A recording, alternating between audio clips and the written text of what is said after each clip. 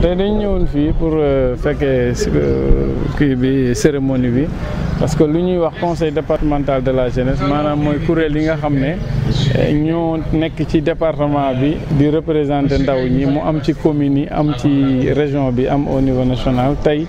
Green Sénégal dafa nekk ak ñoom partenariat pour jàppale leen seen sièges yi lu wolof di wax seen dëkkukaay waay yi ñu daal di leen jubutal ay sièges ay base ak ay sièges autant pour moi ak ordinateur pour seen liggéey mën a gaaw beneen bi financé nañu juróom-ñeenti ndaw pour ñu mën a def ñii ci bay la ñii ci yar ginaar ñii ci defar papaya loolu la quoi donc loolu aussi di nekk lu ñuy rafetlu parce que am na yeneen kuréel yu nga xam ne ñu ngi fi te lii moo doon seen mission comme ANPEJ wala PAPEJ ak DER bi nga xam ne mu ngi mujjee ñëw te ba léegi amagul benn efficacité malgré ñu ngi wax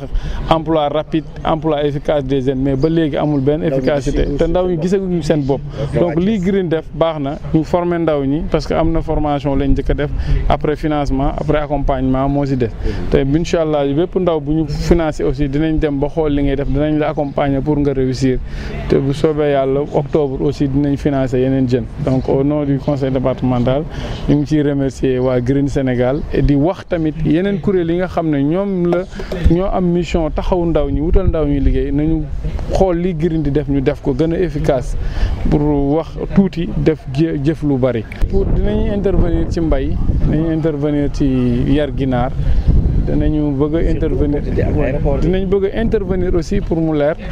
ci nan lañ mën a def pour aar sunu maanaam environnement bi xaw ma nu ñu koy waxee ci wolof mais aéroport bi mu ngi fa Dangote mu ngi fa donc ñoom dañuy xaw a yàq tuuti sunu environnement bi nañu dem incha allah dans le futur ci créer ay lu ñuy wax ay jardin ay espace vert mais tamit def ay pépinières communautaires pour restaurer forêt yi nga xam ne la présence de ces trucs là de ces infrastructures mu ngi koy yàq mais li gën a am solo moom dinañu def affaire agriculture dinañ ci encourager ndaw ñu financer leen ci jàppale leen ba ñu am financement bu ko defee incha allah rabbi bu octobre jotee rek yeneen jeunes yi dinañ wax ñëpp ñu taxaw seen projet ñu financer leen quoi. Donc je m'appelle Ibrahima Fall, responsable des programmes à l'ONG Green Sénégal, groupe de recherche et d'études environnementales.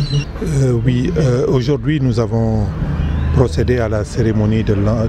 financement des mouvements de jeunes, c'est-à-dire des organisations de jeunes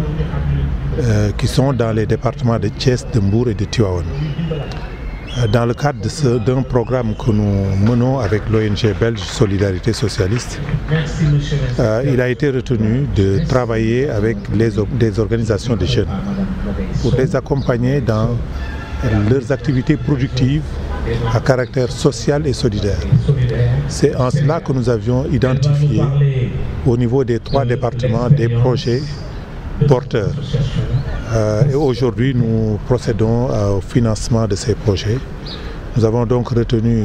9 projets portés par des organisations de jeunes dans la région,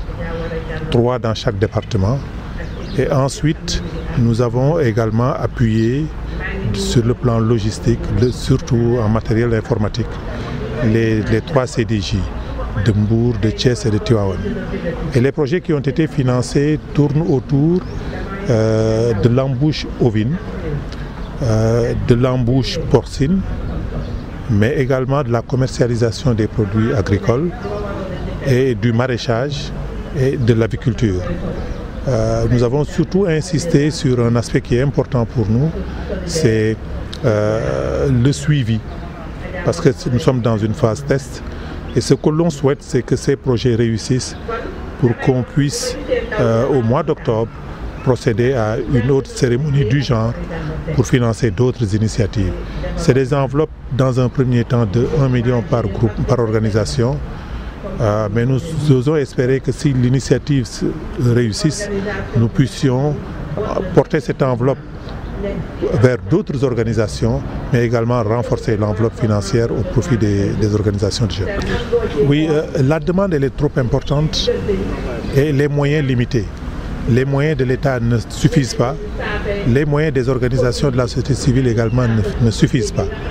Mais ce que nous voulons, c'est qu'à terme, nous fassions un travail d'accompagnement, surtout des jeunes. Et le contrat que nous voulons nous lier avec les jeunes, c'est surtout